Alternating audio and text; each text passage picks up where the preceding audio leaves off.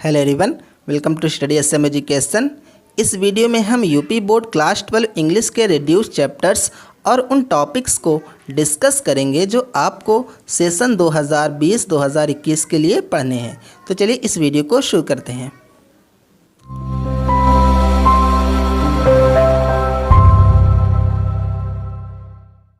जैसे यहाँ पे इंफॉर्मेशन दी गई है, कोविड-19 महामारी के कारण शैक्षिक सत्र 2020-21 में समय से विद्यालयों में पठन पाठन का कार्य न होने पाने की स्थिति में सम्यक विचारोपरांत विषय विशेषज्ञों की समिति द्वारा निम्नवत लगभग 30% लगभग 30% पाठ्यक्रम कम किए जाने की अनुशंसा की गई है। तो चलिए सबसे पहले देखते हैं कि हमें इस साल जो हमारा सेशन होने वाला है उसके लिए कौन कौन से चैप्टर्स को हमें स्टडी करना है, पढ़ना है। तो जो हमारा, अगर हम इंग्लिश प्रोज की बात करें तो जो हमारा फर्स्ट लेसन है a girl with a basket by William C Douglas, इसको हमें पढ़ना है। और जो हमारा सेकंड अ फेलो ट्रैवलर, इसको भी हमें पढ़ना है। और जो हमारा थर्ड है द होम कमिंग, फोर्थ कौन है वोमेंस एजुकेशन, और जो फिफ्थ है हमारा हेरिटेज ऑफ इंडिया। तो इन पाँच जो लेसन है, चैप्टर्स हैं, उन्हें हमें स्टडी करना है, पढ़ना है। और जो अगर हम इंग्लिश प्रोज में रिड्यूस चैप्टर की बात करें तो रिड्यूस चैप्टर कौन कौन से हैं, जो हमारा रिड्यूस चैप्टर यहाँ पे जैसे सबसे पहले क्या है, जो हमारा थर्ड लेसन है the secret of health success and power, और जो हमारा फिफ्थ लेसन है आई एम जॉन्स हेड। तो ये इन दो चैप्टर्स को, इन दो लेसन को इस साल होने वाले जो सेशन है उससे इंग्लिश प्रोज से हटा दिया गया है। उसके बाद अगर हम इंग्लिश पोएट्री की बात करें तो हमें सबसे पहले इंग्लिश पोएट्री में कौन कौन से लेसन को पढ़ना है, कौन कौन सी पोएम की स्टडी करना है। जैसे हमारी जो फर्स्ट पोएम है character of a happy life, और जो हमारी सेकंड पोएम है द ट्रू ब्यूटी, और थर्ड कौन है ऑन हिज ब्लाइंडनेस, फोर्थ कौन है अलाइनमेंट, फिफ्थ कौन है from the passing of Arthur, और सिक्स्थ पोएम जो हमारी लास्ट पोएम है इस साल जो हमारा सब्जेक्ट इंग्लिश के सब्जेक्ट में, वो कौन सी है माई हेवन। तो इस तरह से हमें जो 6 पोएम है उनकी स्टडी करनी है। और अगर हम जो रिड्यूस पोएम है अगर उनकी बात करें तो रिड्यूस पोएम कौन कौन सी हैं,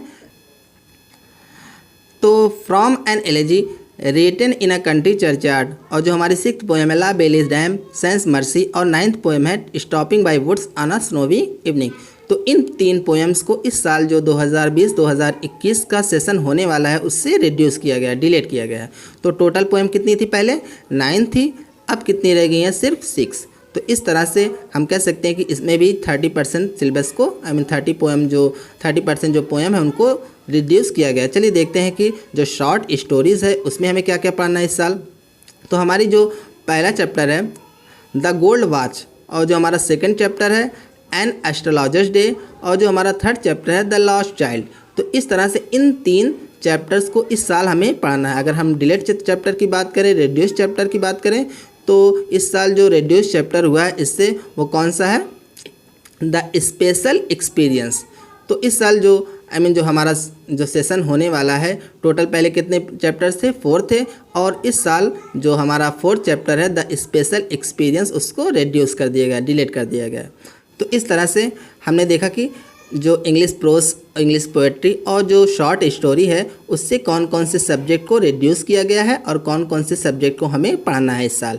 और अगर हम बात करें जो हमारा जो प्ले था, जो कौन सा प्ले था, जैसा कि हम जानते हैं द मर्चेंट ऑफ वेनिस, इस पूरे प्ले को इस साल जो होने वाला सेशन है उससे क्या कर दिया गया है, हटा दिया गया है पूरे चैप्टर को।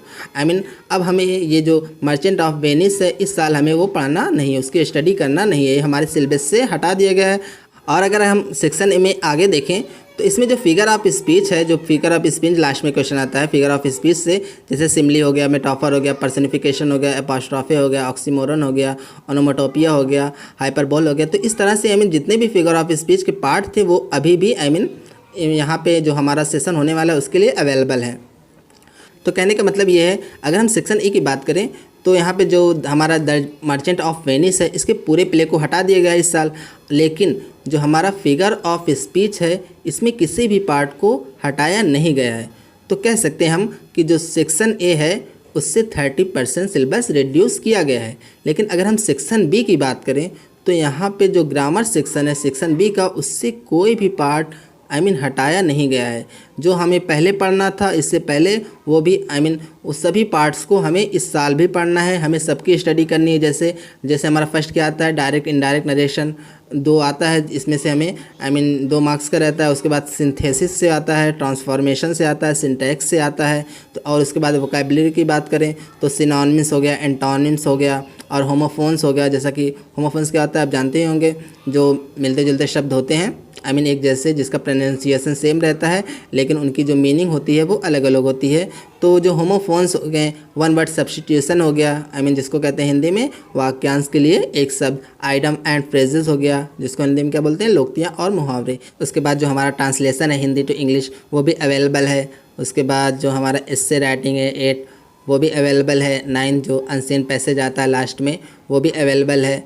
तो और यहाँ पे जो इन्फॉर्मेशन दी गई कि मतलब जो एस्से राइटिंग है और अनसीन पैसेज वो किस पे आएंगे, जनसंख्या, पर्यावरण, स्वास्थ्य, शिक्षा तथा ट्रैफिक रूल्स की जानकारी हेतु निबंध के रूप में प्रश्न पूछे जाएंगे। तो मतलब जो हमारा एस्से राइटिंग और अनसीन पैसेज है वो इस तरह से इन टॉपिक्स जनसंख्या, पर्यावरण, स्वास्थ्य, शिक्षा और ट्रैफिक रूल्स के जो क्वेश्चन, इससे जो क्वेश्चन बनते हैं उससे पूछे जाएंगे।